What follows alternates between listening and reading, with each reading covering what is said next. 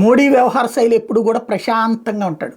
ఆ మధ్యన ఇది మిస్టర్ కూల్ ధోని ఎట్లాగో క్రికెట్లో తను విధ్వంసం సృష్టించే ముందు చాలా కూల్గా, ఈవెన్ కొట్టిన తర్వాత చాలా కూల్గా, ఏదైనా చేసినా తర్వాత కూల్గా, ఈవెన్ వరల్డ్ కప్ గెలిచినా అంతే, T20 కప్ గెలిచినా అంతే, ఆడుకోండి మీరందరూ సెలబ్రేట్ చేసుకోండి అని వెనకాల పక్కన ఉంచున్నాడు. అట్లాగే మోడీ పద్ధతి ఏంటి, సింధూర్ ఆపరేషన్ సింధూర్ అయినా, సర్జికల్ స్ట్రైక్ 1 అయినా, సర్జికల్ స్ట్రైక్ 2 అయినా తనేమి రోడ్డు మీదకి వచ్చేసి మాట్లాడాల, చేయాల్సింది చేసుకొచ్చారు.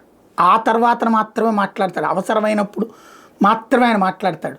ఇంకోటి, ఏదైతే దాడులకు ముందు ఏమన్నా తన ముఖంలో హావభావాల్ని చాలా బాగా పరిశీలించిందంట పాకిస్తాన్కి సంబంధించిన ఒక టీం అంతా కూడా. ఆయన చాలా కూల్గా ఉండేటప్పటికి ఏం లేదులే ఇప్పట్లో ఏముండదు అనుకున్నారు. విదేశాల నుంచి వచ్చాక అప్పుడు చూస్తాడు అనుకున్నారు. అందుకని డ్రిల్స్ గిల్స్ అని అనుకున్నారు. కానీ పేలిన తర్వాత కానీ అసలు సీన్ అర్థం కాల.